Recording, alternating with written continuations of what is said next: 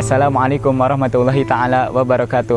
Alhamdulillah wassalatu wassalamu ala rasulillah Muhammad ibn Abdillah wa ala alihi wa sahbihi wa mawalah amma ba'du. Dikisahkan suatu hari pernah ada seorang bajingan, katakanlah bajingan. Ia sangat bejat akhlaknya, sangat buruk pekertinya. Ternyata pas diceritakan dalam kisah tersebut, si bajingan ini telah membunuh 99 orang, 99 jiwa. Namun itulah namanya juga seorang manusia. Ia juga memiliki hati. Ternyata ia merasa salah, sangat banyak dosa, 99 orang ia telah bunuh. Pada akhirnya si bajingan ini mendatangi seorang kiai, ingin sowan ke kiai tersebut, ingin tobat. Bagaimana caranya tobat? Akhirnya ia datang ke kiai tersebut, sowan, wahai kiai, saya telah membunuh 99 orang. Bagaimana cara tobat saya? Kiai ini kaget, terkejut. Wah, kamu telah membunuh 99 orang. Ini tidak bisa diampuni oleh Allah. Allah tidak akan mengampuni dosamu.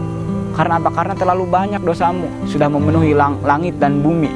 Namun karena mendengar jawaban kiai tersebut, akhirnya si kiai bajingan ini membunuh kiai tersebut, menjadi orang yang ke-100 yang ia bunuh. Kemudian ia datang lagi ke seorang kiai soleh, si kiai anim. Ia datang ke kiai ini, ia sowan, wahai kiai, saya telah membunuh 100 orang. Bagaimana cara tobatnya?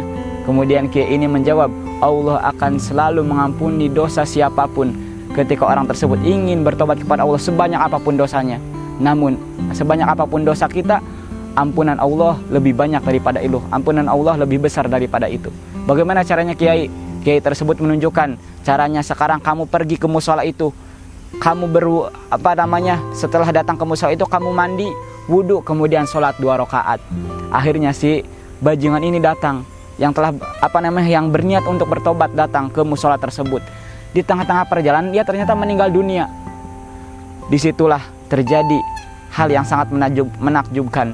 Turun malaikat rahmat dan turun malaikat penyiksa, berebut mengambil ruh ini. Ini bagian saya, kata malaikat rahmat, kata malaikat yang baik. Yang satunya kata malaikat, sama-sama malaikat baik, tapi ini tugasnya untuk menyiksa.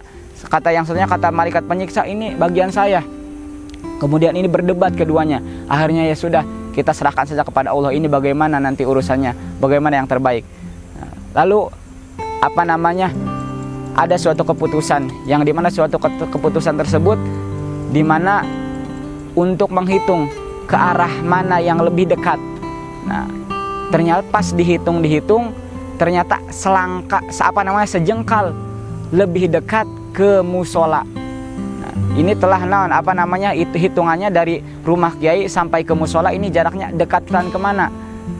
Ternyata pas dihitung-hitung 1 jengkal lebih dekat ke musola. Artinya apa? Kemudian setelah itu si bajingan ini ternyata mendapatkan rahmat Allah. Kemudian ia diambilnya ruhnya oleh malaikat rahmat.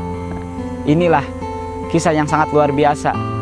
Ini seorang bajingan yang baru niat, belum tobat.